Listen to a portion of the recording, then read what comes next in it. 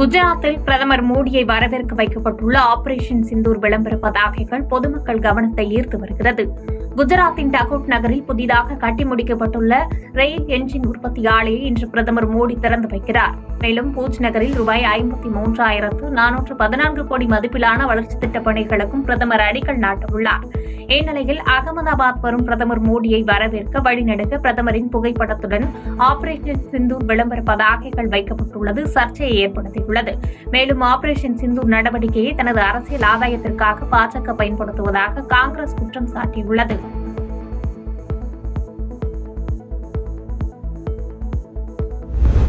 Operation Sindoor ஒவ்வொரு இந்தியரின் பெருமை என்று மன் கி பாத்தில் பிரதமர் பெருமிதம் தெரிவித்துள்ளார்.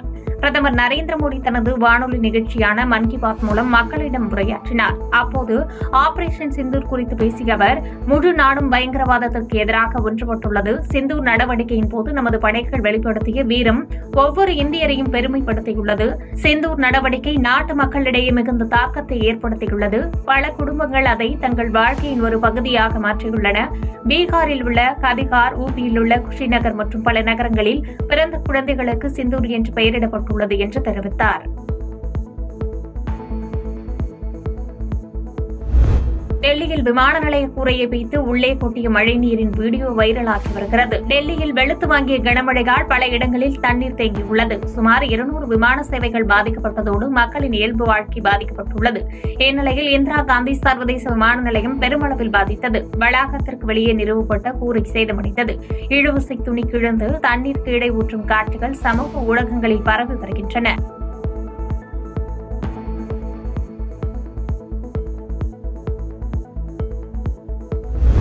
பாகிஸ்தானில் இடி மின்னலுடன் கொட்டி தீர்த்த கனமழையால் ஏற்பட்ட வெள்ளப்பெருக்கில் சிக்கி 20 பேர் உயிரிழந்தனர். பாகிஸ்தானின் பஞ்சாப் மாகாணத்தில் இடி மின்னலுடன் கனமழை பெய்து வெளுத்து வாங்கியது. பலத்த சூறாவளி காற்றுடன் பெய்த கனமழையால் தாழ்வான பகுதிகளில் வெள்ளம் பெருக்கெடுத்து ஓடியது. சூறைக்காற்று காரணமாக வீட்டின் மேற்கூரைகள், மின்சார கம்பங்கள், மரங்கள் ஆகியவை வேரோடு சாய்ந்து தூக்கி வீசப்பட்டன.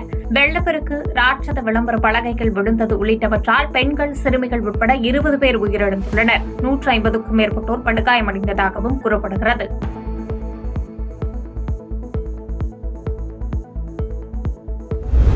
அமெரிக்காவின் மௌனம் புதினுக்கு ஊக்கமளிப்பதாக அதிபர் ஜெலன்ஸ்கி தெரிவித்துள்ளார். உக்ரைன் மீது மொத்தம் 69 ஏவுகணைகள் மற்றும் 298 ட்ரோன்களை ரஷ்யா நள்ளிரவில் ஏவி மிகப்பெரிய தாக்குதலை நடத்தியது. இந்த தாக்குதலில் 12 பேர் கொல்லப்பட்டனர், பலர் படுகாயமடைந்தனர். ரஷ்யாவின் ட்ரோன் தாக்குதலுக்கு உக்ரைன் அதிபர் ஜெலன்ஸ்கி கடும் கண்டனம் தெரிவித்துள்ளார். ரஷ்யாவின் இதுபோன்ற ஒவ்வொரு பயங்கரவாத தாக்குதலும் அந்நாட்டுக்கு எதிரான புதிய தடைகளுக்கு போதுமான காரணமாகும் என்றும், அமெரிக்காவின் மௌனமும் உலகில் உள்ள மற்றவர்களின் மௌனமும் புதினை ஊக்குவிக்கிறது என்று காட்டமாக தெரிவித்துள்ளார்.